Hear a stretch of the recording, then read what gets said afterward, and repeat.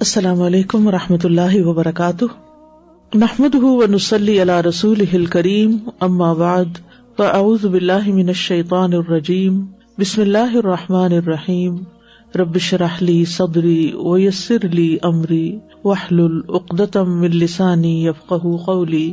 الحمد للہ واسع العطایا وجزیل الہبات ذی الفضل والاحسان والمکرمات، جعل فی ایام الحیات مواسم خیرات وفرصا للتزود من الطاعات، لا الہ الا اللہ وحدہ لا شریک لہ رب العباد وبارئ البریات۔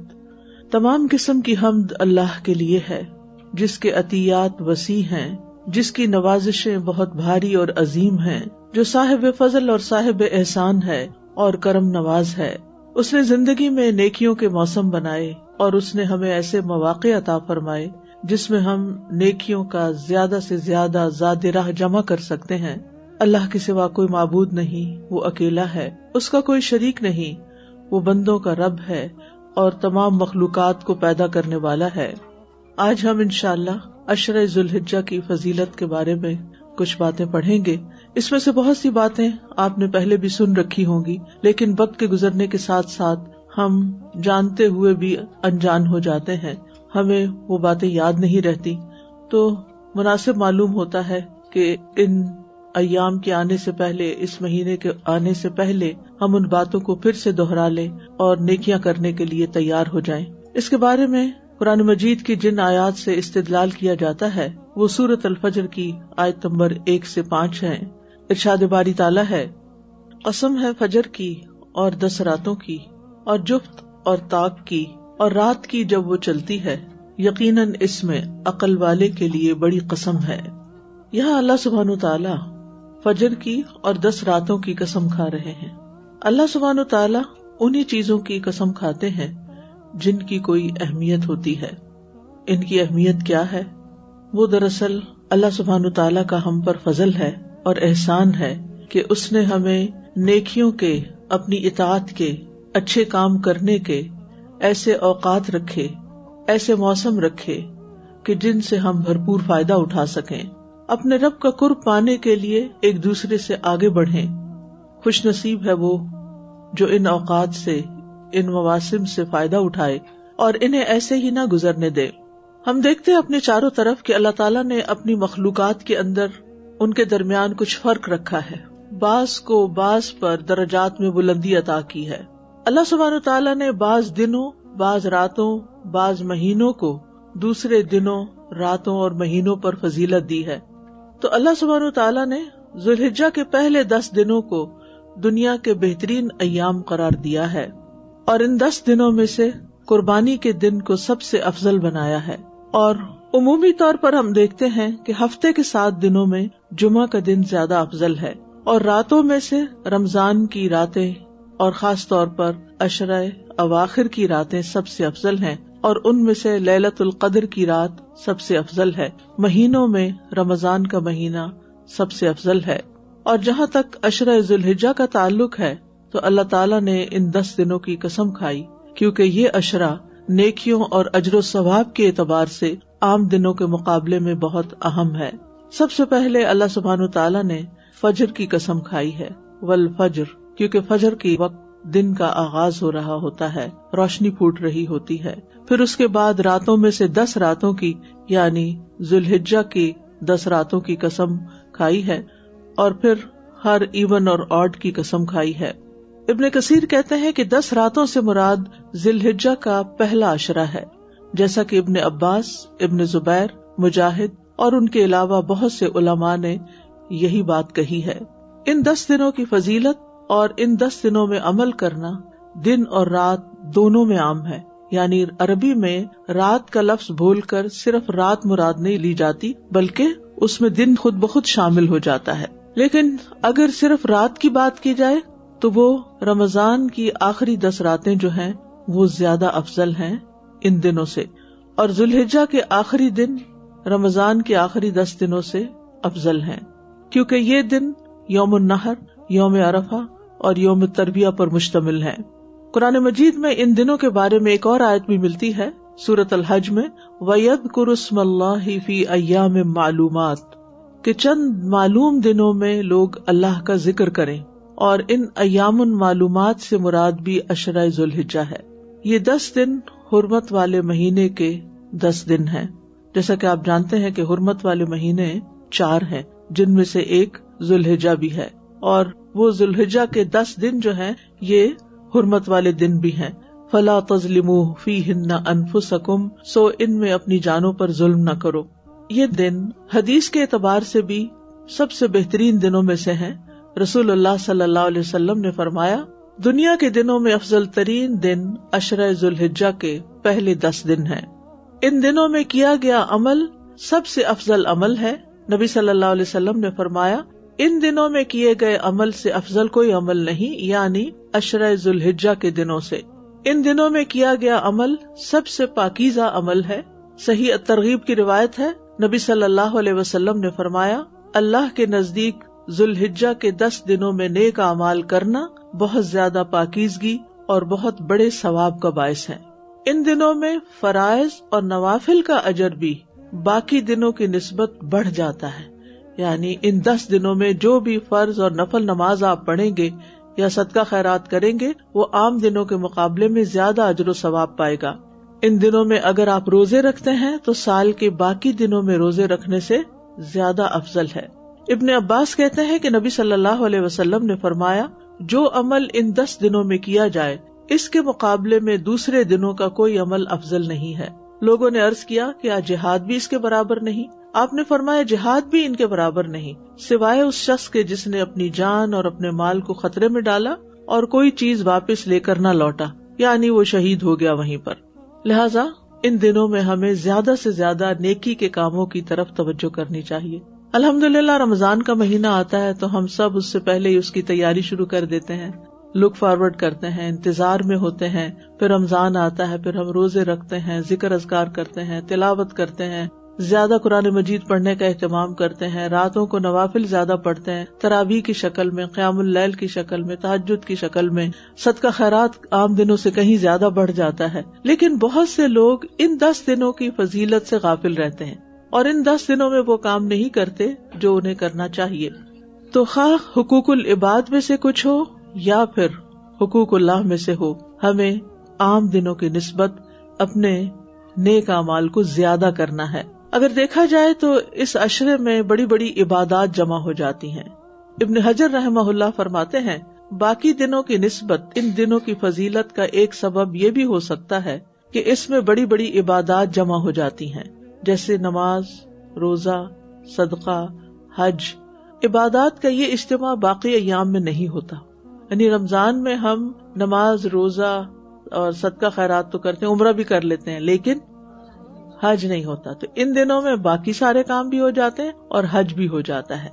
اور حج جو ہے وہ اسلام کے ارکان میں سے عظیم رکن ہے۔ الحج اشہر معلومات، اور حج کے چند مہینے جو معلوم ہیں اور ان میں شوال، ذوالقعدہ اور ذوالحجہ کے پہلے 10 دن ہیں، اور حج مبرور کی جزا جو ہے وہ جنت ہے۔ حدیث میں آتا ہے کہ حج مبرور کا صلہ تو صرف جنت ہی ہے۔ حج مبرور وہ حج ہوتا ہے جو نیکیوں سے بھرپور ہو، بر نیکی کو کہتے ہیں نا، یعنی جس میں گناہ نہ کیے جائیں۔ ان 10 دنوں میں یوم الترویہ بھی ہے جو حج کے احرام باندھنے کا دن ہے۔ جابر بن عبداللہ کہتے ہیں کہ انہوں نے نبی صلی اللہ علیہ وسلم کے ساتھ حج کیا۔ آپ نے صحابہ سے فرمایا کہ بیت اللہ کے طواف اور صفا مروہ کی سعی کے بعد اپنا احرام کھول ڈالو، بال ترشوا لو، یوم الترویہ تک برابر اسی حال میں رہو، اور پھر یوم الترویہ میں مکہ ہی سے حج کا احرام باندھو۔ تو 8 ذوالحجہ کا دن جو ہے یوم الترویہ کہلاتا ہے۔ ترویہ جانوروں کو سیراب کرنے سے ہے، کیونکہ حاجی حج کے سفر پہ جانے سے پہلے اپنے اونٹوں کو خوب پانی پلاتے تھے تاکہ پھر 3-4 دن آرام سے گزر جائیں۔ انہی دنوں میں یوم عرفہ ہے، جس دن اللہ نے اپنے دین کو مکمل کیا تھا اور مسلمانوں پر اپنی نعمت کو تمام کر دیا تھا۔ الیوم اکملت لکم دینکم واتممت علیکم نعمتی وردیت لکم الاسلام دینا۔ آج میں نے تمہارے لیے تمہارا دین کامل کر دیا، تم پر اپنی نعمت پوری کر دی اور تمہارے لیے اسلام کو دین کی حیثیت سے پسند کر لیا۔ اللہ تعالیٰ عرفہ والوں پر فخر فرماتا ہے، مسند احمد کی روایت میں آتا ہے، بے شک اللہ عز و جل عرفہ کی شام اہل عرفہ کی وجہ سے اپنے فرشتوں کے سامنے فخر فرماتا ہے اور کہتا ہے کہ میرے ان بندوں کو دیکھو جو میرے پاس پراگندہ حال اور غبار آلود ہو کر آئے ہیں. یعنی حاجیوں کا حج عرفہ کے دن ہوتا ہے، جیسے کہ حدیث میں آتا ہے الحج عرفہ، کہ حج تو عرفہ ہی کے دن ہوتا ہے. تو وہ دن اگرچہ حاجیوں کے لیے خاص ہے، لیکن ہم بھی جہاں کہیں ہوں اسی وقت پر دعاؤں کی خوب کثرت کر دیں. یہ دن آگ سے آزادی کا دن ہے، عرفہ کا دن جو ہے، اور یہ بھی اسی عشرے میں ہوتا ہے. رسول اللہ صلی اللہ علیہ وسلم نے فرمایا، اللہ تعالیٰ عرفہ کے دن سے زیادہ کسی دن اپنے بندوں کو دوزخ سے آزاد نہیں کرتا، اور اللہ اپنے بندوں کے قریب ہوتا ہے. پھر فرشتوں کے سامنے اپنے بندوں پر فخر کرتے ہوئے فرماتا ہے کہ یہ سارے بندے کس ارادے سے آئے ہیں، اور سب کس لیے جاتے ہیں حج کرنے، تاکہ گناہوں کی معافی ہو جائے، جہنم سے آزادی ہو جائے. تو وہ ان کا مقصد پورا ہو جاتا ہے. یہ حاجیوں اور غیر حاجیوں کی معافی کا دن ہے. نبی صلی اللہ علیہ وسلم نے فرمایا، تمہارا دوپہر کے بعد عرفات میں کھڑے ہونا تو اللہ تعالیٰ آسمان دنیا پر نازل ہوتا ہے. پھر فرشتوں کے سامنے اپنے بندوں پر فخر کرتے ہوئے فرماتا ہے کہ میرے بندے میرے پاس کھلے اور گہرے راستے سے پراگندہ حالت میں آئے ہیں، جو میری رحمت اور جنت کے امیدوار ہیں. پس اگر تمہارے گناہ ریت کے ذروں یا بارش کے قطروں یا سمندر کی جھاگ کے برابر بھی ہوں تو میں انہیں بخش دوں گا. یعنی حج کا اتنا بڑا فائدہ ہے. اور ساتھ ہی فرمایا، میرے بندوں لوٹ جاؤ، تم بخش دیے گئے ہو، اور ان کی بھی مغفرت ہے جن کی تم نے سفارش کی. یعنی حج کے موقع پر جن کے لیے تم نے دعائیں کی ان کی بھی بخشش ہو جائے گی. لیکن عام طور پر جب کوئی حاجی جاتا ہے اور ہم سے پوچھتا ہے کہ ہم آپ کے لیے کیا دعا کریں، ہم کیا بتاتے ہیں؟ ساری دنیا کی دعائیں بتاتے ہیں، آخرت سے متعلق نہیں کہ اللہ ہماری بخشش کر دے اور ہمیں وہاں جہنم کی آگ سے بچا لے. حاجی جو ہیں وہ عرفہ کا روزہ نہیں رکھتے، لیکن جو غیر حاجی ہیں، ہم لوگ ہیں جیسے، تو ہم عرفہ کا روزہ رکھیں گے، یعنی 9 ذی الحجہ کا، اور یہ 2 سال کے گناہوں کی معافی کا ذریعہ ہے. ابو قتادہ انصاری کہتے ہیں کہ آپ صلی اللہ علیہ وسلم سے عرفہ کے دن کے روزے کے بارے میں پوچھا گیا تو آپ نے فرمایا، گزرے ہوئے 1 سال اور آنے والے سال کے گناہوں کا کفارہ بن جاتا ہے. یعنی یہ روزہ پچھلے اور اگلے سال کے گناہوں کا کفارہ ہے. ان 10 دنوں میں مزدلفہ کی رات بھی ہے، حاجیوں کے لیے ہے، لیکن اس عشرے کی فضیلت کے طور پر بتا رہی ہوں. اور عرفات سے جب حاجی واپس لوٹتے ہیں تو رات مزدلفہ میں گزارتے ہیں، اور مزدلفہ کی رات جب نماز وغیرہ پڑھ کے سو جاتے ہیں، اس رات آرام کرنا ہوتا ہے، کیونکہ 10 تاریخ بہت مصروف ترین دن ہوتا ہے حاجیوں کے لیے. تو صبح کے وقت کثرت سے ذکر اذکار کرتے ہیں حاجی. اہل مزدلفہ کی فضیلت کیا ہے؟ بلال بن رباح رضی اللہ عنہ سے روایت ہے کہ نبی صلی اللہ علیہ وسلم نے مزدلفہ کی صبح ان سے فرمایا، اے بلال، لوگوں کو خاموش کراؤ. پھر فرمایا، بے شک اللہ نے تمہارے اس جمع ہونے میں یعنی مزدلفہ میں تم پر احسان فرمایا ہے کہ تمہارے نیکوکاروں کی وجہ سے تمہارے گناہگاروں کو بھی بخش دیا ہے، اور تمہارے نیکوکاروں نے جو مانگا انہیں عطا کر دیا ہے. یعنی جو نیک لوگ حج پر ہوتے ہیں اور مزدلفہ کی رات دعائیں کرتے ہیں، اللہ تعالیٰ سے بخشش مانگتے ہیں اپنے لیے، اپنے دوستوں کے لیے، اپنے رشتہ داروں کے لیے، تو ان کی دعائیں قبول ہوتی ہیں اور باقی لوگوں کی بھی بخشش ہو جاتی. تو آپ میں سے بھی جو حج پر جا رہا ہو وہ ہم سب کو ضرور یاد رکھے کہ اللہ تعالیٰ ہمارے گناہوں کو بھی معاف فرما دے. ان دنوں میں اللہ تعالیٰ کی عبادت کرتے ہوئے شیطان کو کنکریاں مارنے کا عمل بھی ہے، جو کہ 10 تاریخ کو شروع ہوتا ہے. نبی صلی اللہ علیہ وسلم نے فرمایا، تمہارا جمرات کو کنکریاں مارنا، پس تمہاری ہر کنکری مارنے کے بدلے ایک کبیرہ گناہ جو ہلاک کرنے والا تھا اس کا کفارہ ہو جاتا ہے. یعنی ہر کنکری کے بدلے ایک کبیرہ گناہ معاف ہوتا ہے کہ اگر وہ معاف نہ ہوتا تو ہلاک کرنے والا ہوتا. نبی صلی اللہ علیہ وسلم نے فرمایا، جب تم کنکریاں مارو گے تو یہ قیامت کے دن تمہارے لیے نور ہوگی، یعنی روشنی کا ذریعہ بنے گی. ان دنوں میں حج اکبر کا دن ہے. یعنی ان 10 دنوں کی فضیلت میں سے ایک یہ ہے کہ ان میں یوم النحر ہے. یوم النحر 10 تاریخ کو کہتے ہیں، یہ حج اکبر کا دن ہے، اور یہ بھی اللہ کے نزدیک سب دنوں سے زیادہ عظیم ہے. عبداللہ بن قرط فرماتے ہیں کہ رسول اللہ صلی اللہ علیہ وسلم نے فرمایا، اللہ کے نزدیک سب سے افضل دن یوم النحر یعنی 10 ذی الحجہ، اور اس کے بعد پھر یوم القر 11 ذی الحجہ ہے. حج میں قربانی کا کرنا بہترین عمل ہے، اور یہ صرف حج والوں کے لیے نہیں بلکہ جو لوگ حج پر نہیں جاتے ان کے لیے بھی ہے. ابو بکر صدیق رضی اللہ عنہ سے روایت ہے، وہ کہتے ہیں کہ رسول اللہ صلی اللہ علیہ وسلم سے سوال کیا گیا کہ کون سا حج افضل ہے. آپ نے فرمایا، لبیک پکارنا اور خون بہانا یعنی قربانی کرنا. ان 10 دنوں میں عید کا دن بھی آتا ہے جو حاجیوں کے لیے بھی ہے اور ہم سب کے لیے بھی. یعنی آپ دیکھ رہے ہیں کہ ان 10 دنوں کے اندر کتنا کچھ اکٹھا ہو گیا. عقبہ بن عامر سے روایت ہے، وہ کہتے ہیں کہ رسول اللہ صلی اللہ علیہ وسلم نے فرمایا، یوم عرفہ، یوم نحر یعنی 10ویں ذی الحجہ قربانی کا دن، اور ایام تشریق یعنی 10ویں کے بعد کی جو عید کے 2 دن اور ہوتے ہیں. ایام تشریق ہم اہل اسلام کے عید کے ایام ہیں، یہ کھانے اور پینے کے دن ہیں. ان 10 دنوں کو غنیمت جاننا چاہیے. جو لوگ تو حج پہ جا رہے ہیں بہت ہی خوش قسمت ہیں کہ وہ اپنے یہ 10 دن وہاں خوب عبادت کریں گے، کیونکہ وہاں تو کوئی اور کام نہیں ہوتا سوائے آرام کرنے کے اور عبادت کرنے کے. لیکن جو لوگ نہیں بھی جا پا رہے وہ پیچھے رہ کر ان دنوں میں خاص اہتمام کریں، فرسٹ ذی الحجہ سے لے کے عید کے دن تک. سلف صالحین ان دنوں میں انتھک عبادت کیا کرتے تھے اور نیکی کے مختلف کاموں میں کوشش کرنے کی شدید رغبت رکھتے تھے، اور اس کے لیے ضروری ہے کہ ہم پہلے سے ہی پلان کر کے رکھیں کہ ہم نے کیا کیا کرنا ہے.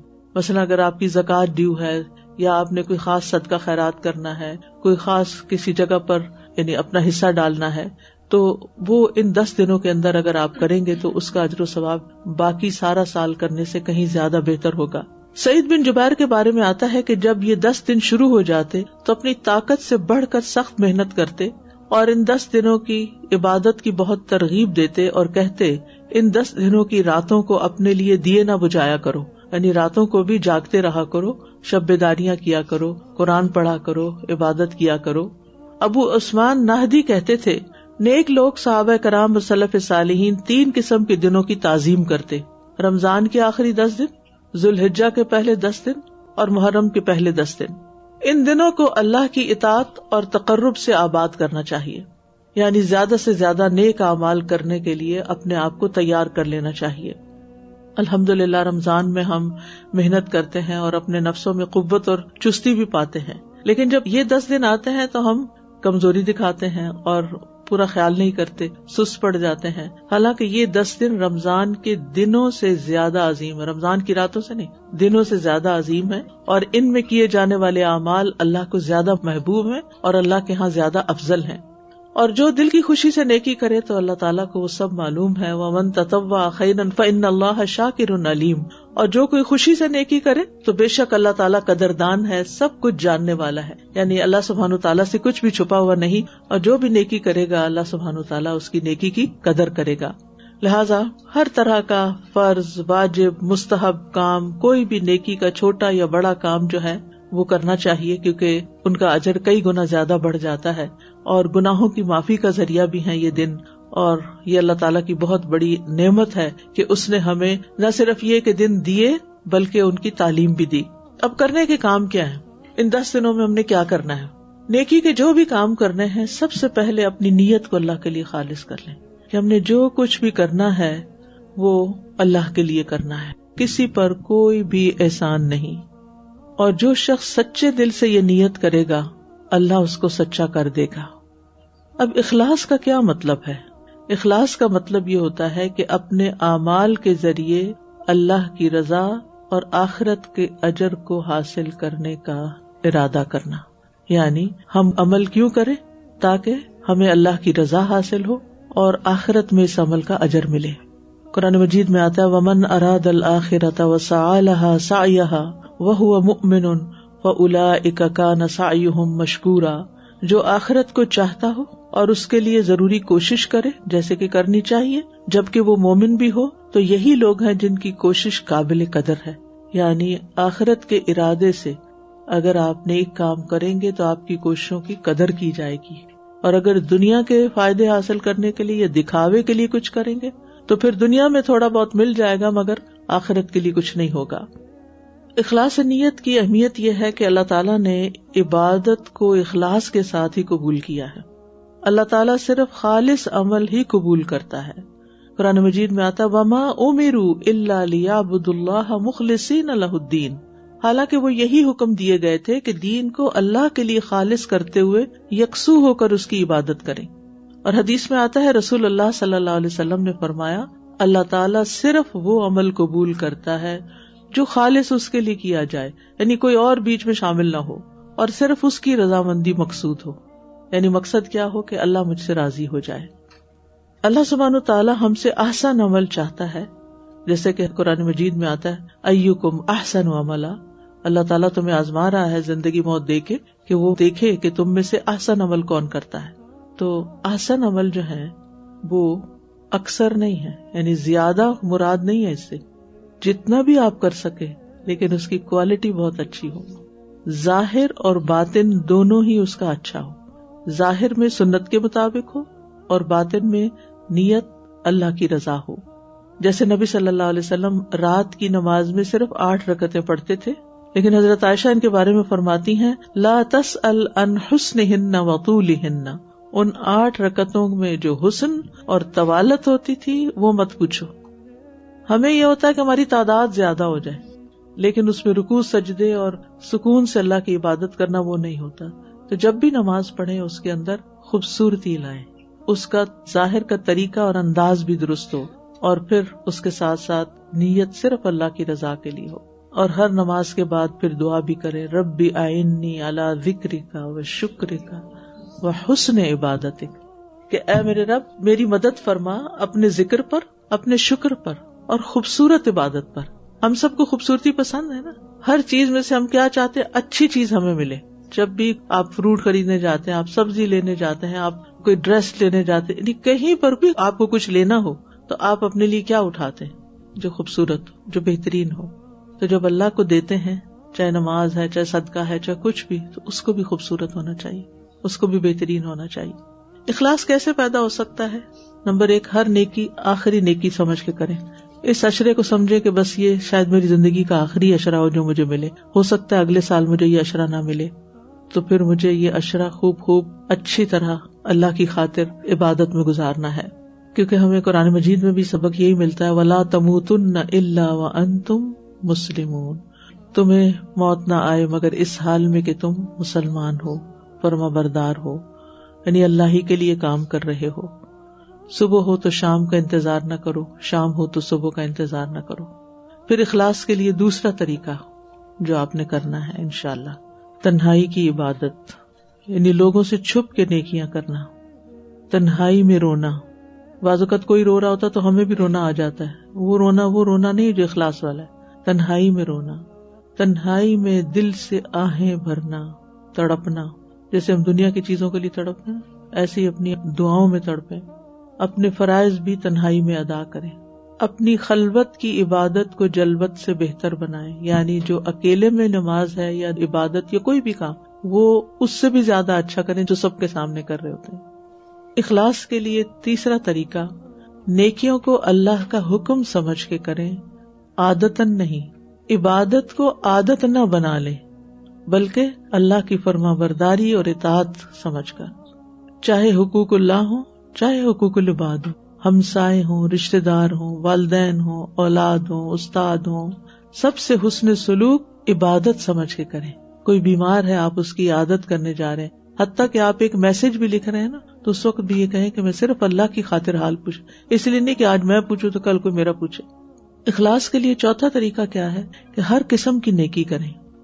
یعنی اگر حج اور عمرہ اللہ کی خوشنودی کے لیے کرتے ہیں، وَأَتِمُّ الْحَجَّ وَالْعُمْرَةَ لِلَّهِ، تو کسی غریب کی مدد، کسی ٹوٹے دل والے کی دل جوئی، کسی بیمار کی عیادت، ان سب کو بھی اللہ کی خوشنودی حاصل کرنے کا ذریعہ بنائیں. یہ بھی اللہ ہی کی خاطر کریں.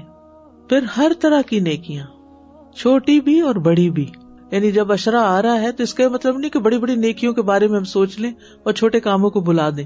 حدیث میں آتا ہے لا تحتقرن من المعروف شیئا، نیکی میں سے کسی بھی کام کو حقیر مت سمجھیں. ہمہ جہت نیکیاں، جہاں جہاں جو موقع مل جائے، جو اپرچونٹی ملے. قیمتی ترین دن ہے، وقت کا ویسے بھی ہمیں احساس ہونا چاہیے کہ اپنے وقت کو فضول چیزوں میں ضائع نہ کریں، لیکن ان دنوں میں تو ذرا اور بھی کانشیس ہونا ہے. یہ دن جو ہوتے ہیں جیسے رمضان کا مہینہ ہے، یہ دن ہے، یہ ہماری تربیت کے لیے آتے ہیں. جب ہم ڈھیلے ہو جاتے ہیں نا تو پھر دوبارہ سے ہمیں ٹریک پہ لایا جاتا ہے. مثال کے طور پر اگر آپ قرآن پڑھ رہے تھے، پڑھتے پڑھتے آپ کو نیند آنے لگی، تو اب یہ نہیں کہ آپ اپنا سیل فون کھول کے ڈرامہ دیکھنا شروع کر دیں کہ میں تھوڑا سا ریلیکس ہو جاؤں، میری بوریت دور ہو جائے، بلکہ آپ وہاں سے اٹھ جائیں، تھوڑا سا چل پھر کے اللہ کا ذکر کر لیں، کوئی اور گھر کا کام کر لیں، کوئی صفائی کر لیں، کوئی کچھ کر لیں، یعنی کسی کی خدمت کر دیں، کوئی کچھ جو کرنے کے کام وہ کر کے پھر دوبارہ آ کے پڑھنا شروع کر دیں. کیونکہ اکثر ایسے ہوتا ہے جب ہم پڑھ رہے ہوتے ہیں تو ہم تھوڑا سا تھک جاتے ہیں، آنکھیں تھک جاتی ہیں، خود تھک جاتے ہیں، پھر نیند آنے لگتی ہے تو پھر انسان سوچتا ہے کہ چلو کوئی ایسا کام کرو کہ نیند چلی جائے. تو وہ جو ایسا کام کرو کہ نیند چلی جائے، اس میں بھی وہ کام سوچیں کہ جو خیر کا کام ہے اور بھلائی کا کام ہے، نہ کہ پہلی نیکی کو مٹانے والا کام. میں جب یونیورسٹی میں تھی تو خود ہی اپنے کپڑے دھونے ہوتے تھے اور سارے کام خود کرنے ہوتے تھے. تو میں اپنے کاموں کو اس طرح جمع رکھتی تھی اپنی پڑھائی کے ارد گرد کہ پڑھتی رہتی تھی. جس وقت میں سمجھتی تھی میں تھوڑی سی تھک گئی ہوں، بور ہو رہی ہوں، تو اٹھ کے جا کے کپڑے بھگو کے آ جاتی تھی. دھوتی نہیں تھی، صرف بھگو دیتی تھی. اتنے پانی میں ہاتھ شاتھ ڈالے، ادھر ادھر برتن چیز اٹھائی رکھی کیا، تو نیند بھاگ گئی. پھر پڑھنا شروع کر دی. پھر تھوڑا سا وہ سستی آنے لگی تو پھر جا کے ان کو مل کے رکھ دیا. تو میں صرف بریکس میں، کیونکہ وہ میرا پرائم ٹائم جو ہے وہ کپڑے دھونے میں نہیں لگے بلکہ وہ پڑھنے میں لگے. اور یہ وقفوں میں فرصت، یعنی اپنی پڑھائی کی تھکاوٹ دور کرنے کے لیے وہ کام کر لیں. تو اسی طرح نہانا دھونا بھی اور کمرے کی صفائی اور باقی چیزوں کی، وہ بھی میں ایسے وقت میں کرتی تھی جب تھک جاتی تھی. اسی طرح جب آپ کو پتا بیک ہوم بعض اوقات ہاتھوں سے کپڑے دھونے پڑتے ہیں اور فلی آٹومیٹک مشینیں نہیں ہوتی، تو اس میں ویک میں صرف ایک دن رات کو سونے سے پہلے دھوتی تھی تاکہ میں تھکوں تو سو جاؤں، اچھی سی نیند سو جاؤں. صبح نہیں دھونے، کیونکہ تھک کے تو سارا دن اور کوئی کام نہ ہو. یہ دیکھیں کہ آپ کی پرائرٹی کیا ہے، کون سا کام آپ کی زندگی میں زیادہ عام ہے، اس کو سب سے زیادہ ٹاپ پر رکھے، پہلے وہ کر لیں. ہم کیا کرتے ہیں، اچھا سارے کام کر کے پھر آرام سے نماز پڑھیں گے، وہ پھر آرام ہی ہو جاتا ہے، پھر نماز میں سونے لگ جاتے ہیں. اخلاص کا 5واں طریقہ، اپنی عبادت پر مطمئن نہ ہوں، یعنی جو کر لیا اس کو کافی نہ سمجھیں. ان لوگوں سے اپنے آپ کو کمپیئر نہ کریں جو کچھ نہیں کر رہے. ہو سکتا ہے آپ کے ہسبینڈ گھر میں بیٹھ کے نیوز دیکھتے جائیں وہی بار بار ریپیٹڈلی تبصرے ادھر ادھر، اب آپ دیکھ کے کڑ رہے ہیں، اور آپ ایک دفعہ آتے ہیں کہتے ہیں بند کریں اس کو، عشرہ ذوالحجہ ہے. تو ٹھیک ہے، آپ پیمفلٹ لے جائیں گھر، ان کو پڑھنے کے لیے دے دیں، وہ آپ سے زیادہ سمجھدار ہیں، ان کی اپنی چوائس ہے. اگر وہ کر لیں تو بہت اچھا ہے، لیکن اگر نہیں تو اپنا ٹیمپرامنٹ خراب نہیں کریں اور اپنی زبان سے کوئی ایسا لفظ نہیں نکالیں یا اپنا ایٹیٹیوڈ ایسا نہیں دکھائیں کہ جس کی وجہ سے گھر میں بدمزگی ہو. آپ اپنی عبادت میں لگ جائیں اور اس پر مطمئن نہ ہو. آپ ایسے لوگوں سے اپنے آپ کو کمپیئر کریں جو ہم سے آگے ہوں. اہل جنت بھی، جنت میں جانے والے بھی دنیا میں گزرے ہوئے ان اوقات پر حسرت کریں گے جو دنیا میں انہوں نے اللہ کے ذکر کے بغیر گزار دی. یعنی جب انہیں یاد آئے گا نا کہ فلاں وقت بھی تھا میرے پاس، تو چپ کر کے گاڑی چلا رہی تھی، اپنا منہ ہلا لیتی ساتھ اور ذکر کرتی جاتی، یا کوئی تلاوت سن لیتی، یا کوئی اور اچھی بات کر دیتی، یا کسی کی مدد کر دیتی. تو جنت میں بھی پہنچ کے ان کو حسرت ہوگی کہ ہم یہ اچھا کام کر لیتے تو آج اس سے بھی اوپر کے درجوں میں ہوتے، لیکن وہاں رہ کے تو نہیں بڑھیں گے، وہ تو دنیا میں ہی بڑھا سکتے ہیں. والذین یؤتون ما آتوا وقلوبهم وجلۃ انہم الی ربہم راجعون. اور جو لوگ دیتے ہیں جو کچھ بھی وہ صدقہ دیتے ہیں جبکہ ان کے دل لرزتے ہیں اس بات سے کہ بے شک وہ اپنے رب کی طرف لوٹنے والے ہیں. پھر سچی توبہ کرنا. کیوں؟ یعنی کرنے والے کاموں میں پہلے تو اپنی نیت خالص کر لی، ٹھیک ہے اللہ کے لیے کرنا سب. اب کوئی بھی نیک کام شروع کرنے سے پہلے توبہ کرنی ہے، اس لیے کہ گناہ نیکیوں میں رکاوٹ بن جاتے ہیں. گناہوں کی وجہ سے نیکی کے کاموں میں سستی آ جاتی. ہم اچھے بھلے مستقل کوئی نیکی کے کام کر رہے ہوتے ہیں، سال ہر سال کرتے ہیں، پھر کوئی ایسا گناہ کرتے ہیں کہ جس کی وجہ سے انہی نیکیوں کی توفیق چھن جاتی ہے. لوگ کہتے ہیں نا ہمیں استقامت نہیں ہوتی، پتہ نہیں میرے سے یہ کام کیوں چھوٹ گیا ہے، میں یہ اچھا بھلا کام کرتی تھی اب مجھ سے رہ گیا ہے. ضرور سوچیں کہ کوئی غلط کام تو نہیں کیا، کوئی حرام کام تو نہیں کیا، کسی ایسے لغو اور لہو میں تو مشغول نہیں ہوگے کہ جس کی وجہ سے دل سخت ہو گیا اور اب نیکی کی مجلسوں میں دل ہی نہیں لگتا. تو اس لیے سابقہ گناہوں پر یا جو موجودہ کر رہے ہیں، چاہے وقت ضائع کرنا ہے، چاہے فضول چیزیں دیکھنا ہے، یا غیر ضروری کاموں میں مصروف ہونا ہے جو کہ ہماری آخرت میں کوئی فائدہ نہیں دینے والے، تو ان پر توبہ کریں، اللہ سے معافی مانگیں اور واپس پلٹیں. یعنی سابقہ گناہوں پر ندامت، پھر جو کر رہے ہیں ان کو چھوڑنا اور آئندہ نہ کرنے کا پکا عہد کرنا. اور ویسے بھی اللہ تعالی ہم سب کو ہی حکم دیتے ہیں وَتُوبُوا إِلَى اللَّهِ جَمِيعًا أَيُّهَا الْمُؤْمِنُونَ لَعَلَّكُمْ تُفْلِحُونَ. تم سب اللہ کے حضور توبہ کرو اے ایمان والو تاکہ تم فلاح پا سکو. یعنی کامیاب ہونے کے لیے توبہ استغفار ضروری ہے. وَسَارِعُوا إِلَى مَغْفِرَةٍ مِّن رَّبِّكُمْ وَجَنَّةٍ عَرْضُهَا السَّمَاوَاتُ وَالْأَرْضُ أُعِدَّتْ لِلْمُتَّقِينَ.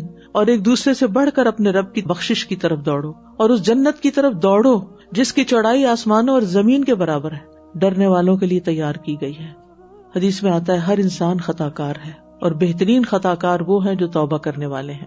علامہ ابن قیم کہتے ہیں توبہ کی منزل سب سے پہلی، درمیانی اور سب سے آخری منزل ہے، پس بندہ اس سے علیحدہ نہیں ہو سکتا، اس کو اپنی موت تک اسی میں قائم رہنا چاہیے۔ اگر وہ کسی اور منزل کی طرف کوچ کرتا ہے تو وہ توبہ کی منزل سمیت کوچ کرے گا اور اسی کے ساتھ پڑاؤ کرے گا۔ توبہ بندے کا آغاز اور اس کی انتہا ہے۔ توبہ کی بندے کو آخری عمر تک، آخری دن تک ضرورت رہتی ہے، جیسے ابتدا میں ضرورت ہے ویسے ہی آخر میں بھی۔ یعنی ہر بندہ خطا کار ہے نا، تو جوان ہو تب بھی توبہ کرے۔ وہ کہتے ہیں نا، در جوانی توبہ کردن شیوہ پیغمبری است، فارسی کا ایک جملہ ہے جس کا مطلب ہے جوانی میں توبہ کر لینا پیغمبروں کا شیوہ ہے، یعنی پیغمبروں کے ٹریٹس میں سے ہے۔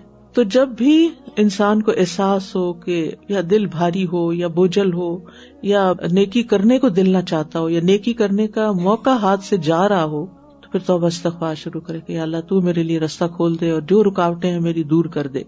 حافظ ابن رجب کہتے ہیں جو شخص توبہ کے بغیر صبح یا شام کرتا ہے وہ خطرے میں ہے، کیونکہ ڈر ہے کہ اگر وہ توبہ کے بغیر اللہ سے ملاقات کرے گا تو اس کو ظالموں کے گروہ میں کھڑا کیا جائے گا۔ اللہ تعالیٰ کا فرمان ہے وَمَن لَّمْ يَتُبْ فَأُولَٰئِكَ هُمُ الظَّالِمُونَ، جو توبہ نہ کرے وہ ظالم ہے، یعنی اپنی جانوں پہ ظلم کرنے والے ہیں۔ پھر ان 10 دنوں میں محنت کرنے کا عزم و ارادہ کرنا ہے۔ پہلی چیز اخلاص، دوسری چیز توبہ استغفار، تیسری چیز محنت کرنی ہے، یعنی اپنے آپ کو مزید تھکانا ہے۔ جو کر رہے ہیں نا اس کو کافی نہیں سمجھنا، ایک اور قدم آگے جانا ہے۔ اور جو شخص محنت کا ارادہ کرے گا اللہ تعالیٰ اس کو ضرور راستہ دکھائے گا کہ اسے کیا کرنا ہے۔ وَالَّذِينَ جَاهَدُوا فِينَا لَنَهْدِيَنَّهُمْ سُبُلَنَا، اور جو لوگ ہماری راہ میں جد و جہد کرتے ہیں ہم یقیناً انہیں اپنی راہیں دکھا دیتے ہیں، یعنی نیکیوں کے راستے ان پر کھول دیتے ہیں۔ اور دنیا میں نیکیوں میں جلدی کرنے والے جنت کی طرف بھی جلدی پہنچیں گے، جنت میں بھی سبقت کریں گے، کیونکہ اللہ تعالیٰ فرماتے ہیں ان الذین هم من خشیۃ ربهم مشفقون والذین هم بآیات ربهم یؤمنون والذین هم بربهم لا یشرکون والذین یؤتون ما آتوا وقلوبهم وجلۃ انہم الی ربهم راجعون اولئک یسارعون فی الخیرات وهم لها سابقون۔ بے شک وہ لوگ جو اپنے رب کے خوف سے ڈرنے والے ہیں، وہ جو اپنے رب کی آیات پر ایمان رکھتے ہیں اور جو اپنے رب کے ساتھ شریک نہیں کرتے، اور وہ کہ انہوں نے جو کچھ دیا اس حال میں دیا کہ ان کے دل ڈرنے والے ہوتے ہیں، اور یہ کہ یقیناً وہ اپنے رب ہی کی طرف لوٹنے والے ہیں۔ یہ لوگ ہیں جو نیک کاموں میں جلدی کرتے ہیں اور یہی ان کی طرف آگے نکلنے والے ہیں، یعنی جن کے دلوں میں خشیت ہوتی ہے، نیکی کر کے بھی ڈرتے ہیں، وہ پھر نیکیوں میں آگے جاتے ہیں۔ جو نیکی کر کے مطمئن ہو جاتے ہیں نا، ہاں اتنا کچھ کر لیا ہم نے، اتنا پڑھ لیا، اتنا دے دیا، اتنا سب کچھ، اب آرام کرو، نہیں، وہ پھر آرام میں کام ڈھونڈ لیتے ہیں۔ تو نیکیوں میں آگے بڑھنے والے ہی مقربون میں ہوں گے۔ والسابقون السابقون اولئک المقربون فی جنات النعیم ثلۃ من الاولین وقلیل من الاخرین۔ اور جو پہل کرنے والے ہیں وہی آگے بڑھنے والے ہیں۔ دوبارہ سن لیجیے، جو پہل کرنے والے ہیں وہی آگے بڑھنے والے، کیونکہ ہم سوچتے ہیں اور تو کوئی کر نہیں رہا، گھر میں کوئی اور کچھ نہیں کر رہا، ایک اکیلی میں ہی تھک رہی ہوں، نہیں کوئی بات نہیں، ہو سکتا آپ کو دے کے پھر وہ بھی کرے۔ تو جو پہل کرنے والے ہیں وہی آگے بڑھنے والے ہیں، یہی لوگ مقرب ہیں جو نعمتوں والے باغوں میں ہوں گے، پھر تو آرام ہی آرام ہے، وہاں تو کوئی کام نہیں۔ پہلوں میں سے بہت سے ہوں گے اور پچھلوں میں کم، ہم پچھلوں میں سے ہیں، اور پچھلوں میں سے بہت کم ہوں گے جو اپنے آپ کو نیکیوں میں پھر تکائیں گے۔ اور یاد رکھیے کہ نیکیوں کا شوق اسی وقت ہوگا جب اللہ سے محبت ہوگی۔ جس سے محبت ہوتی ہے نا، اس کے لیے کوئی بھی کام کرنا مشکل نہیں ہوتا، اور انسان دل کی خوشی سے کرتا ہے اور بھاگ بھاگ کے کرتا ہے۔ تو محبت سے مراد اللہ کی محبت، اللہ کے رسول صلی اللہ علیہ وسلم کی محبت، اور جن کے اندر یہ دو محبتیں ہوں وہ ایمان کی حلاوت پا لیتا ہے۔ اور اسی طرح اللہ کی خاطر محبت، یعنی محبت جو ہے نا وہ زندگی میں مٹھاس پیدا کر دیتی۔ جس تعلق میں بھی محبت ہوتی ہے وہ تعلق آپ کو خوشی دیتا ہے، اور ہم عام طور پر نفرتیں پال لیتے ہیں، اس نے میرے ساتھ یہ کیا، اس نے وہ کیا، یعنی ہر ایک سے کوئی نہ کوئی شکایت دل میں رکھ کے اپنے آپ کو جلاتے رہتے ہیں۔ اس سے باہر نکلنا چاہیے، کیونکہ یہ بہت سی بیماریوں کا سبب ہے۔ ہمیں محبتیں بانٹنی چاہیے، اللہ کی محبت سے شروع کر کے اللہ سے محبت، رسول صلی اللہ علیہ وسلم سے محبت، صحابہ کرام سے محبت، صحابیات سے محبت، نیک لوگوں سے محبت، اور پھر اپنے والدین سے محبت، اپنے بہن بھائیوں سے محبت، اور پھر اللہ کی خاطر اپنے دینی دوستوں سے محبت۔ پھر آپ دیکھیے کہ نہ صرف یہ کہ انسانوں سے بلکہ چیزوں سے بھی محبت، مثلا اپنی گاڑی سے محبت، مجھے اپنی گاڑی بہت اچھی لگتی، کیوں؟ کیونکہ میں نیکی کے کام اس کے ذریعے کرتی ہوں۔ اگر گاڑی نہ ہو تو آپ یہاں کیسے پہنچتی؟ کتنے لوگ ہیں جو تڑپتے ہیں کہ پہنچے لیکن ان کے پاس کوئی ذریعہ نہیں ہے۔ تو تمام محبتوں میں اخلاص ہو، صرف اللہ کے لیے ہو. گھر سے محبت کس لیے؟ کہ گھر میرے لیے سکون کی جگہ ہے جس کی وجہ سے میں کچھ کرنے کے قابل ہوتی ہوں، میری عبادت کے لیے پرسکون جگہ ہے. اولاد سے محبت کہ اولاد اللہ کی فرما بردار ہے. شاگردوں سے محبت کہ یہ میرے لیے صدقہ جاریہ ہیں، یہ میرا باغ ہے.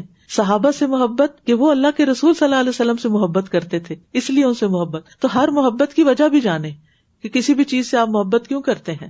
ہر وہ محبت جو آپ کو اللہ کی محبت کے قریب کرے وہ پسندیدہ محبت ہے، اور ہر وہ محبت جو آپ کو اللہ کی محبت سے دور کرے اور نیکی کے کاموں سے دور کرے وہ ناپسندیدہ محبت ہے، اس سے گلو خلاصی کرنی چاہیے. پھر کرنے کے کاموں میں اس عشرے میں کیا کرنا ہے؟ نمازوں کی حفاظت کرنی ہے، 5 نمازوں کو ان کے وقت پہ ادا کرنا، کیونکہ یہ افضل ترین عمل ہے. رسول اللہ صلی اللہ علیہ وسلم سے سوال کیا گیا کون سا عمل سب سے افضل ہے؟ آپ نے فرمایا نماز اول وقت میں ادا کرنا. تو اس بات کا خیال رکھنا ہے کہ کثرت سے وہی عمل ہو جس کو ہمارا رب پسند کرتا ہے. پھر خشوع و خضوع کے ساتھ نماز ادا کرنا، دن میں 12 رکعت سنت مؤکدہ ادا کرنا، کیونکہ ایسے شخص کے لیے جنت میں گھر بنایا جائے گا. پھر نوافل کی کثرت. رسول اللہ صلی اللہ علیہ وسلم کے آزاد کردہ غلام صوبان تھے نا، تو انہوں نے نبی صلی اللہ علیہ وسلم سے پوچھا کہ آپ مجھے ایسے عمل کی خبر دیں جس سے اللہ تعالیٰ مجھے جنت میں داخل کر دے، پسندیدہ عمل کے بارے میں بتائیں. تو وہ خاموش رہے، پھر پوچھا، پھر خاموش رہے، پھر تیسری بار پوچھا تو رسول اللہ صلی اللہ علیہ وسلم نے ان سے فرمایا سجدوں کی کثرت کر دو. جب بھی تم میں سے کوئی سجدہ کرتا ہے تو اللہ تعالیٰ اس سجدے کے سبب تمہارا ایک درجہ بڑھا دیتا ہے، اللہ کا قرب حاصل ہوتا ہے اور اس کے ذریعے تمہاری خطا مٹا دیتا ہے. فرض نمازوں کے بعد افضل نماز تہجد کی نماز ہے. آئی نو کہ راتیں چھوٹی ہیں لیکن پھر بھی کوشش کرنی ہے کہ اٹھ سکیں، اور اگر نہیں اٹھ سکتے تو رات کو عشاء کی نماز کے بعد ایکسٹرا نوافل پڑھ لیں.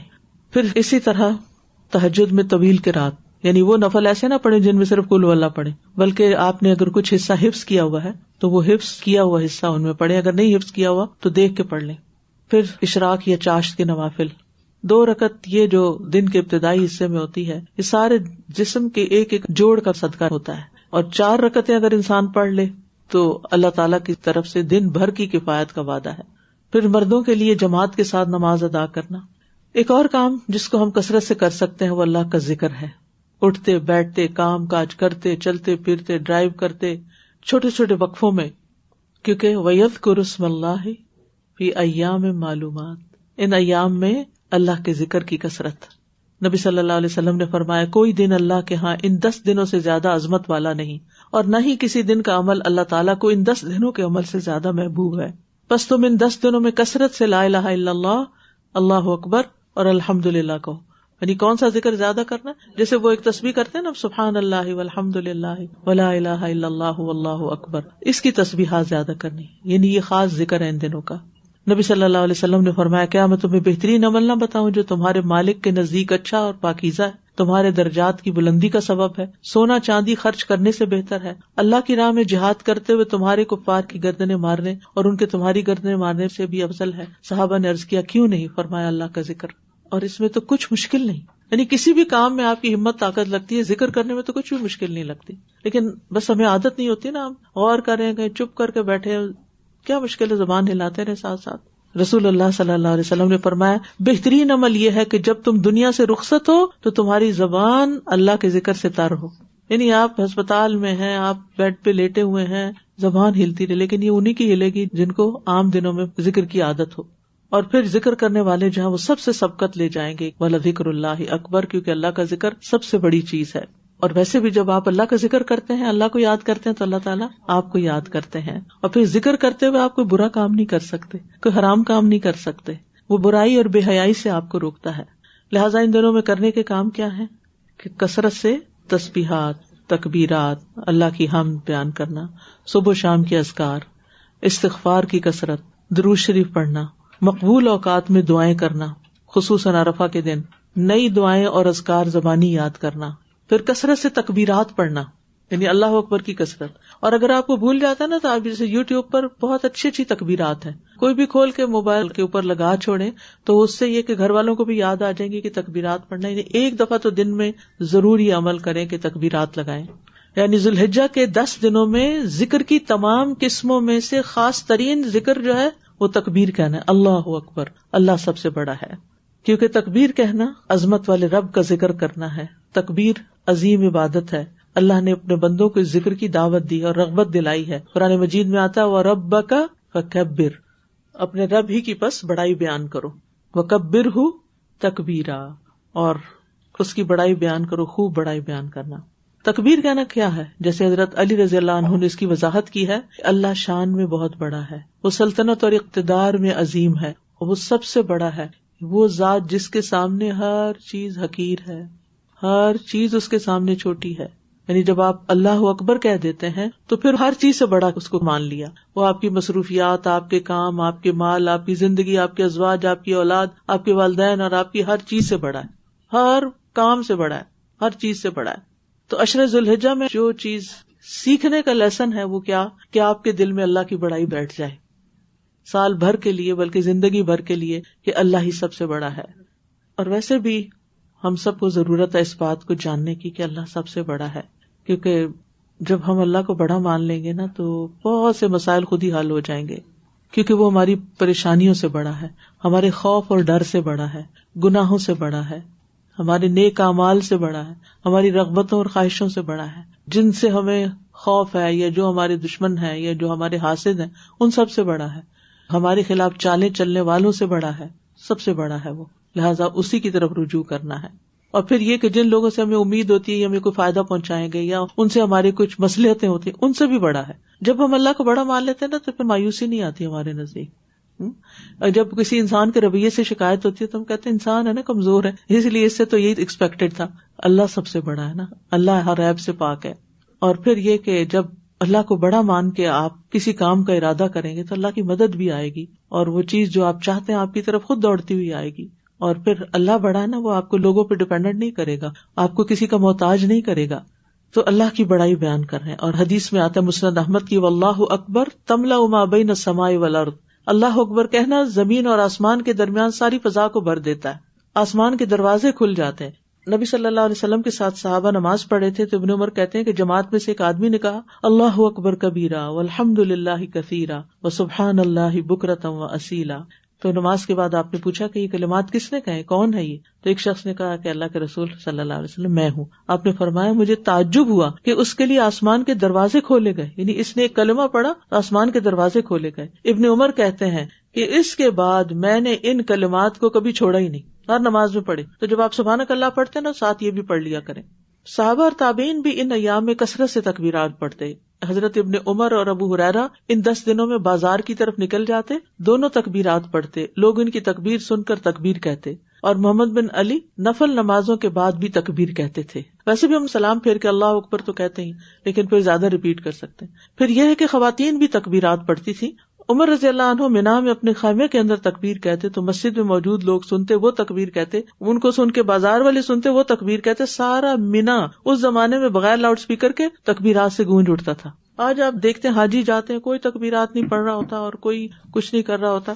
اور یہ آپ نے دیکھا ہوگا پیمفلٹ، اس میں یہ تکبیرات لکھی ہوئی ہیں. اس کو اس طرح ڈیزائن کیا گیا تھا کہ اندر کرنے کے کاموں کا ریمائنڈر ہے اور سامنے اس کے فضیلت کی حدیثیں ہیں اور اینڈ میں اللہ اکبر کی تکبیرات ہیں. آپ اپنے گھر میں یہاں پن لگا کے دیوار پہ لگا چھوڑیے تاکہ آتے جاتے آپ کو نظر آئے اور آپ تکبیرات پڑھیں. اور زیادہ سے زیادہ یہ پیمفلٹ لے کے یہاں سے لوگوں کو بانٹیں تاکہ لوگوں کو پتہ چلے کہ یہ عشرہ کتنا اہم ہے، اس میں کرنے کے کام کیا ہیں اور سب سے افضل ذکر کون سا ہے ان دنوں میں کرنے کا. اس کے علاوہ بھی آپ دیکھیں کہ کچھ مزید کارڈز بھی ہیں اور جو لوگ حج پہ جا رہے ہیں ان کو دینے کے لیے یہ خوبصورت تحفہ ہے، اور جو نہیں بھی جا رہے ان کو بھی دے سکتے ہیں تاکہ پڑھ کے ان کو بھی شوق آ جائے. اور پھر آپ دیکھیے کہ گھر میں بھی آپ جیسے بلند آواز سے خوبصورت انداز میں اللہ اکبر کبیرہ والحمد للہ کثیرہ پڑھتے رہیں تاکہ دوسروں کو بھی یاد آ جائے. اور تکبیرات کے مسنون الفاظ مختلف طرح کے ہیں، لیکن اگر باقی نہیں بھی آتے تو جو ہم کلاس میں پلے کرتے ہیں یہ تو سبھی کو آتے ہیں، یہ تو آپ پڑھ ہی سکتے ہیں. اللہ اکبر لا الہ الا اللہ واللہ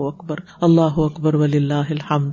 پھر یہ کہ ان دنوں میں خوب خوب دعائیں مانگنی ہیں. جب جب کوئی نیکی کرے ساتھ دعا مانگے، اور قبولیت کے اوقات میں رات کے آخری پہر میں دعاؤں اور استغفار کا اہتمام. پھر دوسروں کے لیے بھی دعائیں، زندوں کے لیے بھی اور مردوں کے لیے بھی، اپنے تمام رشتہ داروں کے لیے. ہمارے پاس اپنے خاندان کا شجرہ نسب ہے اوپر سے نا، تو میں کبھی کبھی دیکھتی ہوں اس کو، میں دیکھتی تو کہتا ہے یہ سارے فوت ہو گئے ہیں، ان کو تو پتہ ہی نہیں کہ ہم کون ہیں، لیکن ہمیں پتہ یہ کون ہے. تو ان سب کو دعائیں چاہیے ہوں گی نا، کیونکہ وہ فوت ہو گئے، ان کی اولاد وہ سارے فوت ہو گئے. ابھی ہم زندہ ہیں اپنی باری میں، تو ہم ان سب کے لیے دعا کریں تو اپنے تمام آباء و اجداد کے لیے جو اوپر تک ہے سب کے لیے دعا، سب مومنوں کے لیے. لیکن ہوتا ہی ہے نا، جب آپ بچوں کو الگ خاص کرتے ہیں، دوستوں کو خاص کرتے ہیں، اپنے پیرنٹس کو خاص کرتے ہیں، رشتے داروں کو خاص کرتے ہیں، تو اس دعا میں ایک اور ہی لطف پھر آ جاتا ہے. اپنے استادوں کے لیے، اپنے شاگردوں کے لیے، سب مسلمانوں کے لیے. قرآن کی تلاوت کثرت سے کریں، یعنی ان 10 دنوں میں اللہ سے تجارت کریں، اور ہر حرف پہ 10 نیکیاں ہیں. اور نفلی اعمال میں سب سے افضل عمل ہے تلاوت قرآن کی کثرت. غموں کا علاج ہے، سکون کا ذریعہ ہے. اور اگر ہو سکے تو ان 10 دنوں میں ایک پورا قرآن ختم کر لیں، اگر ممکن ہو تو. پیچھے لگ جائے تو انسان پھر اٹھتے بیٹھتے کر ہی لیتا ہے. پھر یہ ہے کہ اپنے فارغ اوقات میں تلاوت ضرور سنیں، مختلف قراء کی، اپنے حفظ کی دہرائی کر لیں، نئی صورتیں کچھ حفظ کر لیں، قرآن مجید کا ترجمہ تفسیر پڑھیں، کلاسز اٹینڈ کریں، معنی پر غور و فکر کریں، دوسروں تک قرآن کا پیغام پہنچائیں، اپنے گھروں میں کلاسز کریں، اپنے نیبرز کو 2-3 لوگ مل کے قرآن کلاس شروع کر لیں. خود پڑھا سکتے ہیں تو ترجمہ پڑھائیں، یاد کریں، حفظ کروائیں، تجوید آتی ہے تو وہ سکھائیں، اور اگر نہیں تو ساتھ ہی کوئی آڈیو کیسٹ لگا کے جیسے فہم القرآن کی پورے قرآن کا ترجمہ گزار لیں. تو گھر گھر کو قرآن مرکز ہونا چاہیے، کیونکہ بعض اوقات اگر آپ نکل نہیں سکتے تو پھر ہوتا کیا ہے کہ قرآن سے تعلق ختم ہے. اور اتنی بڑی فضیلت ہے کہ وَمَجْتَمَعَ قَوْمٌ فِي بَيْتٍ مِّن بُيُوتِ اللَّهِ يَتْلُونَ كِتَابَ اللَّهِ وَيَتَدَارَسُونَهُ بَيْنَهُمْ إِلَّا وَنَزَلَتْ عَلَيْهِمُ الرَّحْمَةُ، کہ جب بھی اللہ کے گھروں میں سے کسی گھر میں لوگ جمع ہوتے ہیں اور اللہ کی کتاب پڑھتے اور پڑھاتے ہیں تو ان پر رحمت نازل ہوتی ہے، فرشتے ان کو ڈھانپ لیتے اور سکینت ان پہ چھا جاتی ہے. تو حفتہم الملائکہ. تو ضروری ہے کہ ہم اس طرف بھی توجہ کریں کہ اجتماعی عبادت کریں سب کے ساتھ میں، کچھ انڈیویجولز ہوں گی اور کچھ جمع. پھر صدقے کی کثرت، عام دنوں سے زیادہ. اگر زکوٰۃ دینی ہے تو وہ ان دنوں میں حساب کر کے دے دیں، اور نفلی صدقات بھی، کیونکہ صدقہ بری موت سے بچاتا ہے، گناہوں کو گرا دیتا ہے، رب کے غضب کو بجھا دیتا ہے، برکت کا ذریعہ بنتا ہے، مال میں اور رزق میں اضافے کا ذریعہ بنتا ہے. اور ان دنوں میں کیا جانے والا صدقہ باقی دنوں سے زیادہ فضیلت والا ہوتا ہے. لہٰذا ہر روز کچھ نہ کچھ صدقہ کرنا ہے، چاہے کیش میں چاہے کائنڈ میں. ایک کھجور کا بھی صدقہ آپ کریں گے تو بہت بڑا اجر ہوگا. پھر 700 گنا اجر ملتا ہے جس نے اللہ کے راستے میں کوئی چیز خرچ کی. اور اللہ کے راستے سے مراد ہے کہ جیسے دین کی تعلیم میں آپ خرچ کرتے ہیں، چاہے قرآن کی تعلیم میں اسٹوڈینٹس کو اسپانسر کرنا ہے یا ٹیچرس کو اسپانسر کرنا ہے، یا اس جگہ کے لیے آپ کو کچھ کرنا ہے، تو فی سبیل اللہ خرچ کرنے میں $1 آپ خرچ کرتے ہیں تو 700 اور اس سے بھی زیادہ بن جاتا ہے. پھر اپنے اہل و عیال پر بھی خرچ کرنا ہے، ان کو اگر عید آ رہی ہے ساتھ ہی تو تحفے تحائف کوئی دینا ہو، رشتے داروں پہ خرچ کرنا، یتیموں اور مسکینوں پہ خرچ کرنا، اپنے رشتے داروں میں اور دور پار لوگوں میں آپ دیکھیں. پھر طالب علموں پہ خرچ کرنا. انس بن مالک کہتے ہیں کہ نبی صلی اللہ علیہ وسلم کے زمانے میں 2 بھائی تھے، ایک نبی صلی اللہ علیہ وسلم کی خدمت میں آتا اور تعلیم حاصل کرتا، اور دوسرا بھائی کماتا. چنانچہ کمانے والے بھائی نے اپنے دوسرے بھائی کے بارے میں نبی صلی اللہ علیہ وسلم سے شکایت کی تو آپ نے فرمایا شاید کہ تم اس کی وجہ سے ہی رزق دیے جاتے ہو، یعنی یہ مت سوچو کہ جو تعلیم حاصل کر رہا ہے وہ بیکار ہے اور اس کے کرنے کا کوئی کام نہیں اور تم زیادہ نیکی کر رہے ہو، تو ہو سکتا ہے کہ تم اس پہ خرچ کرتے ہو تو اس کی وجہ سے تمہارے مال میں اضافہ ہے. اسی طرح اپنی زائد ضرورت چیزیں جو ایکسٹرا ہیں وہ بھی گھر سے آپ نکال سکتے ہیں. پھر روزے رکھنا، اور خصوصاً 9 ذی الحجہ کا روزہ رکھنا، یوم عرفہ کا روزہ، کیونکہ نبی صلی اللہ علیہ وسلم نے فرمایا میں اللہ سے امید کرتا ہوں کہ وہ گزشتہ 1 سال اور آئندہ 1 سال کے گناہوں کا کفارہ ہو جائے گا. زیادہ سے زیادہ نفلی روزے، جو تو 9 دن کے پورے روزے رکھ سکتے ہیں وہ سارے ہی رکھ لیں، اور جن کو نہیں تو وہ منڈے تھرسڈے کا روزہ رکھ لیں، یا اگر قضا روزے آپ کے رہتے ہیں اور رمضان میں پورے نہیں ہوئے تو وہ آپ رکھ سکتے ہیں. پھر صلہ رحمی کرنا، والدین کو یاد کرنا، اگر زندہ نہیں تو ان کی طرف سے کچھ صدقہ کرنا، پھر خدمت خلق کے کام کرنا، اور پھر صلہ رحمی میں رشتہ داروں کا حال چال پوچھنا، جو بیمار ہیں ان کا خیال کرنا، یا تو وزٹ کرنا یا فون کرنا یا ان کی ضروریات پوچھنا یا ان کی ضروریات پوری کرنا، کیونکہ صلہ رحمی جو ہے یہ جنت میں لے جانے والا عمل ہے. نبی صلی اللہ علیہ وسلم نے فرمایا سلام پھیلاؤ، اچھی گفتگو کرو، صلہ رحمی کرو، یعنی رشتہ داروں سے جوڑ کے رکھو، اور راتوں کو جب لوگ سو رہے ہوں تو قیام کرو، تم سلامتی کے ساتھ جنت میں داخل ہو جاؤ گے. پھر پڑوسیوں کی خبرگیری کرنا، ضرورت مندوں کی مدد کرنا، سلام کو عام کرنا، دین کی تعلیم اور تبلیغ کے کاموں میں حصہ لینا، اور اجتماعی بھلائی کے کاموں میں والنٹیئر کرنا. پھر کچھ نہ کرنے کے کام ہیں اور ان میں گناہوں اور نافرمانیوں سے بچنا، یعنی اگر آپ کو کوئی عادت پڑی ہوئی ہے کوئی لغو یا فضول کام کرنے کی، یا کسی حرام میں کسی طرح سے آپ مبتلا ہو گئے ہیں تو ان سب چیزوں سے توبہ کر کے ان کو چھوڑ دیں. فلا تظلموا فیہن انفسکم. پھر نبی صلی اللہ علیہ وسلم کی سنتوں کو زندہ کرنا، اطاعت والے کام کرنا، اپنی زبان کی حفاظت خاص طور پر کرنا. اور نبی صلی اللہ علیہ وسلم نے فرمایا خوشخبری ہے اس کے لیے جس نے اپنی زبان پہ قابو پا لیا اور اس کے گھر نے اسے کشادگی دی، یعنی گھر میں رہنا اس کو اچھا لگا اور وہ اپنے گناہ پر رویا. پھر اپنے اوقات کو ضائع ہونے سے بچانا, زیادہ سونا نہیں, لہو اور لغو میں نہیں پڑنا, سوشل میڈیا پہ بہت زیادہ وقت ضائع نہیں کرنا, کیونکہ قرآن مجید میں آتا ہے قد افلح المؤمنون الذین هم فی صلاتهم خاشعون والذین هم عن اللغو معرضون. یقیناً کامیاب ہو گئے وہ مومن جو اپنی نماز میں عاجزی کرنے والے ہیں, وہی جو لغو کاموں سے منہ موڑنے والے ہیں. ومن حسن اسلام المرء ترکہ ما لا یعنی, لا یعنی فضول بیکار چیزوں کو اپنی زندگی سے نکالنا ہے. اور خاص طور پر یہ ہے کہ قربانی ضرور کرنی ہے اگر توفیق ہے, استطاعت ہے, کیونکہ یہ ان دنوں کا عظیم ترین عمل ہے. اور نبی صلی اللہ علیہ وسلم نے حج کے موقع پر کتنی قربانیاں کی تھی؟ 100 اونٹ, بکریاں بھی نہیں, 100 اونٹ تھے. قربانی کا لفظ جو ہے نا یہ قرب سے ہے کہ اس سے اللہ کا قرب حاصل ہوتا ہے. لوگ پوچھتے ہیں ہم زکوٰۃ نہیں دیتے کیا ہم قربانی کر لیں, ہمارے پاس قرضہ ہے کیا اور قربانی کر لیں. یہ باتیں نہیں پوچھنے کی. آپ یہ دیکھیں کہ آپ کے اندر اگر حیثیت ہے ایک جانور قربان کرنے کی, حصہ ڈالنے کی, تو بس ڈال دیں, کیونکہ آپ نے اللہ کا قرب حاصل کرنا ہے اور غریبوں تک گوشت پہنچانا ہے. اور صحابہ جو تھے وہ اس کا بہت اہتمام کیا کرتے تھے. نبی صلی اللہ علیہ وسلم نے فرمایا تمہارا قربانی کرنا یہ تمہارے لیے تمہارے رب کے پاس ذخیرہ کر دی جاتی ہے. اور پھر عید کے دن کی سنتوں پر عمل کرنا, عید کی نماز کا اہتمام کرنا, عید کی نماز کہیں نہ کہیں ضرور پڑھیں, عزیز و اقارب سے ملاقات کریں, اور قربانی کا گوشت خود بھی کھانا اور دوسروں کو بھی کھلانا.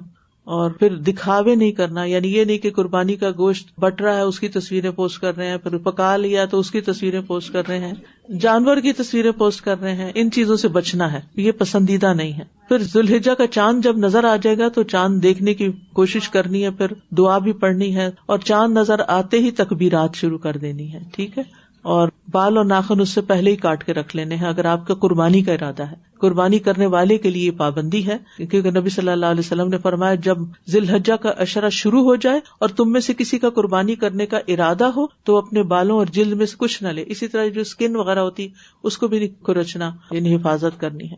اور جو قربانی کی استطاعت نہ رکھتا ہو تو وہ اس دن یعنی عید والے دن اپنے ناخن اور بال وغیرہ تراشے, تو وہ بھی انشاءاللہ قربانی کا اجر پائے گا. وآخر دعوانا ان الحمد للہ رب العالمین. سبحانک اللہم وبحمدک اشہد ان لا الہ الا انت استغفرک واتوب الیک. السلام علیکم ورحمۃ اللہ وبرکاتہ.